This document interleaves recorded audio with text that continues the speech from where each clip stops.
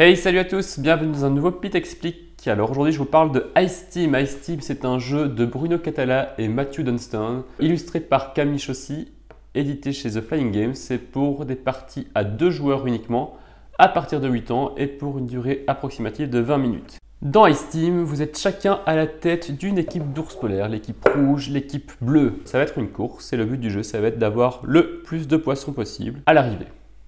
Donc vous partez tous de la case de départ et le but c'est d'arriver au village d'arrivée en récoltant le plus possible de poissons. Alors sur le parcours, nous avons une banquise. Donc en fait, le jeu il se comporte de quoi? Donc on a les 2 cases dont j'ai déjà parlé à l'arrivée et au départ et à l'arrivée. Nous avons également 4 tuiles pour la course.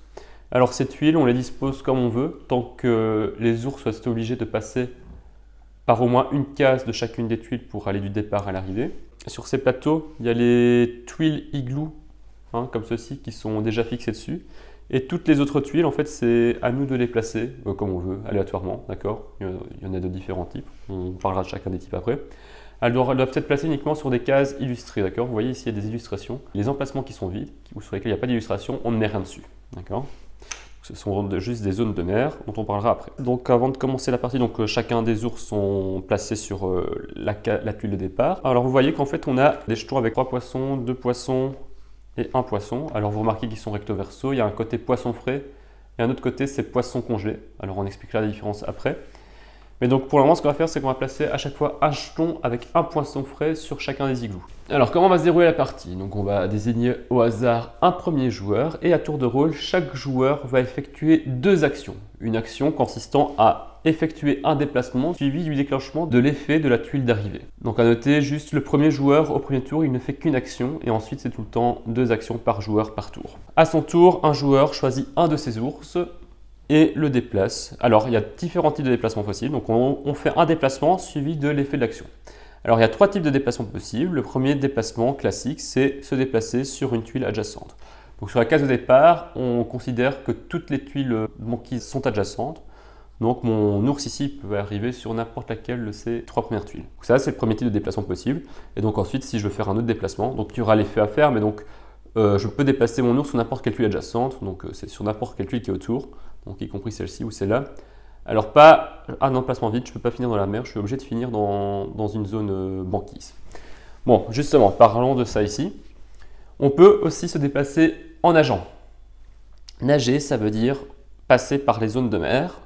Alors pour passer par les zones de mer, on est obligé de nager en ligne droite d'une tuile vers une autre tuile qui est libre. Donc attention, je ne l'ai pas encore dit, mais donc chaque tuile ne peut contenir qu'un seul ours à la fois. D'accord? Si j'ai un déplacement qui me fait terminer sur une tuile sur laquelle il y a déjà un ours, je ne peux pas effectuer ce déplacement. Donc ici, par exemple, avec cette ours-ci, je peux choisir de partir à la nage vers cette tuile-ci. D'accord? Je suis obligé de nager en ligne droite, donc je ne peux pas aller là-bas, ni là-bas, et ainsi de suite. D'accord? Je suis obligé de nager en ligne droite. Alors on va voir, il pourrait y avoir des cas où il y aura plusieurs zones de mer consécutives.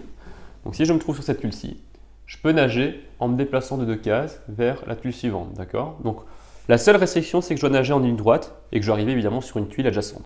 Et enfin, troisième type de déplacement possible, c'est le saut ourson. Donc c'est un peu comme dans le jeu de dames. Ce qu'on va pouvoir faire, c'est traverser une tuile, enfin c'est-à-dire sauter par-dessus un ours. Donc sauter au-dessus d'une tuile qui est déjà occupée. Par exemple avec cette ours-ci. Donc si j'étais sur cette gaze-ci, je vais pouvoir me déplacer par cet ourson en sautant au-dessus de ce premier ourson. Voilà. Donc je peux décider d'arrêter mon déplacement ici et d'effectuer l'action liée à cette tuile-ci. Mais je peux sauter au-dessus de plusieurs ours consécutivement. Donc je pouvais faire ce déplacement-ci. Je saute au-dessus du premier ours bleu et puis je saute au-dessus de l'ours rouge. Et donc là, j'ai plusieurs zones d'arrivée possibles, qui est celle-ci ou celle-ci. Je résous uniquement l'action liée à la tuile d'arrivée. Toutes les tuiles intermédiaires par lesquelles je suis passé, elles ne comptent pas. Donc ça, ce sont les 3 types de déplacements possibles. À l'issue de son déplacement, on va déclencher l'effet lié à la tuile d'arrivée. Et donc là, on a plusieurs types de tuiles différents et on va un peu les passer en revue. Première tuile, c'est l'igloo. Alors l'igloo, on peut les fouiller pour prendre des poissons. Donc on va distinguer 2 cas, les igloos non fouillés et les igloos déjà fouillés. Donc si je termine mon déplacement sur un igloo qui n'est pas fouillé, donc un igloo qui n'est pas fouillé, c'est un igloo qui contient encore un poisson. Eh bien, je prends immédiatement le poisson. Donc, pour rappel, le but du jeu, c'est d'avoir le plus de poissons possible. Donc ça vient venir dans ma réserve de poissons. Et en plus, je vais lancer un dé. Donc les dés, ils contiennent plusieurs faces possibles. Une face avec un poisson, 2 poissons, 3 poissons et les harpons ici. Je lance le dé, en fonction du résultat, je vais récolter des poissons supplémentaires. D'accord? Évidemment, si j'ai une face avec un poisson, je récolte un poisson, 2 poissons, j'en récolte 2, et 3, j'en récolte 3. Alors pour le harpon, ce qu'on va faire, c'est qu'on va pouvoir voler 2 poissons chez son adversaire. Et donc une fois qu'un igloo a été fouillé, donc on retire le poisson, et donc la prochaine fois qu'un ours arrivera sur cette case igloo, eh bien cette case sera juste sans effet, il ne pourra rien faire. Alors deuxième type de tuiles, ce sont les tuiles avec des pingouins. Donc les pingouins, ce sont vos amis. Les pingouins, ce que vous allez pouvoir faire, c'est congeler vos poissons frais. Et vous allez congeler un nombre de poissons frais égal au nombre de pingouins présents sur la banquise. D'accord? Donc ici, il y a 4 pingouins. Vous allez pouvoir congeler 4 de vos poissons. Et donc, vos poissons congelés, votre adversaire ne pourra pas vous les voler. D'accord? Donc ça, c'est des poissons que vous êtes sûr de garder jusqu'à la fin de la partie. Alors ensuite, nous avons les tuiles avec les pattes d'ours. Elles vous permettent de rejouer immédiatement une action avec cet ours-ci. D'accord? Ça donne un élan à votre ours et donc il va pouvoir effectuer immédiatement un nouveau déplacement suivi de l'effet de la tuile sur laquelle il arrive. Donc nous avons des tuiles fragiles, d'accord? Donc là vous voyez la banquise est fragile, elle est en train de se décomposer. Et d'autres tuiles où la glace, elle forme bien un bloc, ce sont des tuiles solides. Donc si vous commencez votre action depuis une tuile fragile, c'est-à-dire que vous partez de cette tuile-ci, eh bien la tuile, elle est retirée du plateau. Quand je déclenche l'effet de cette action-ci, c'est-à-dire que je vais pouvoir effectuer un nouveau déplacement depuis cette tuile-ci avec mon ours, eh bien cette tuile-ci, vu qu'elle est fragile, elle est directement retirée du plateau. D'accord? Et ça donne un nouvel emplacement vide sur le plateau. A noter que toutes les tuiles qui contiennent 2 empreintes d'ours, elles sont toutes fragiles. D'accord? Donc automatiquement, quand vous effectuez l'effet de cette tuile-ci, elle va être directement retirée du jeu. Et pour finir, nous avons les tuiles de glace dérivantes. Donc ces tuiles, elles vont vous permettre de vous déplacer plus rapidement d'une autre façon. Voilà, donc mettons que mon ours finisse son déplacement sur cette tuile dérivante, et bien il va pouvoir déplacer cette tuile d'autant de cases vides, donc d'autant de placements vides qu'il veut. D'accord? Donc par exemple, il peut effectuer ce déplacement-ci pour se rapprocher de l'arrivée. Donc ça, c'est un autre moyen de se déplacer très rapidement. Quand la tuile dérivante est esselée, comme ici, enfin qu'elle peut partir seule à la dérive, eh bien le déplacement peut se faire de n'importe quelle façon. Donc ça, il s'agit de la dérive simple. Nous avons également la dérive en bloc. Alors la dérive en bloc, ça consiste en quoi? Donc ça consiste à pousser d'autres cases adjacentes. Alors attention qu'on ne peut jamais pousser de tuiles en dehors du plateau. Donc la dérive en bloc, elle a lieu lorsque vous arrivez sur une tuile dérivante, qui est bloqué par d'autres tuiles banquises. D'accord? Et bien dans ce cas-là, ce qu'on peut faire, c'est pousser les tuiles banquises adjacentes.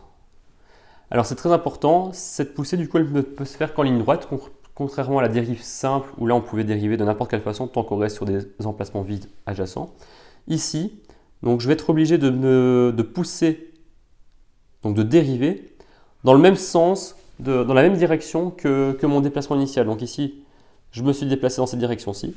Et donc la dérive, elle va se faire uniquement dans ce sens-ci, comme ceci. D'accord? Évidemment, je suis obligé d'arrêter ma dérive ici. Donc s'il n'y avait eu plus de cases disponibles derrière, j'aurais pu avancer de plus de cases.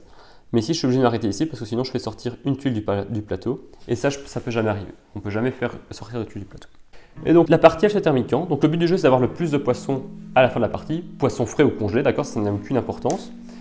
Alors la partie, elle se termine quand? Elle se termine dès qu'un joueur a posé son 4e ours sur la case, sur le village d'arrivée. À chaque fois qu'un ours arrive au village d'arrivée, eh bien le joueur qui a porté son ours sur le village d'arrivée va lancer les 2 dés et il va garder le résultat des 2 dés qu'il préfère. Et donc dès qu'un joueur a fait arriver son 4e ours sur le village d'arrivée, ça met directement fin à la partie. Donc c'est-à-dire le joueur peut lancer les 2 dés pour son 4e ours qui a franchi la ligne d'arrivée.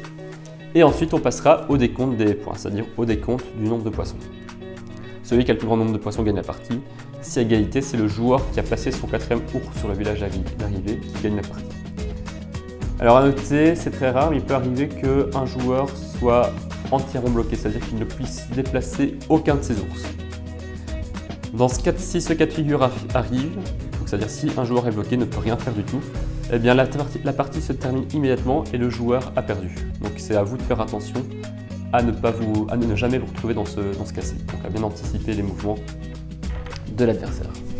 Et voilà, ceci termine le Pete Explique pour Ice Team. J'espère que la vidéo vous a plu. Si c'est le cas, likez la vidéo, abonnez-vous à notre chaîne. Si vous pensez que ce jeu est fait pour vous, il y a un lien dans la description, vous pouvez acheter le jeu. Et puis moi, je vous dis à une prochaine fois pour une nouvelle vidéo. Salut à tous!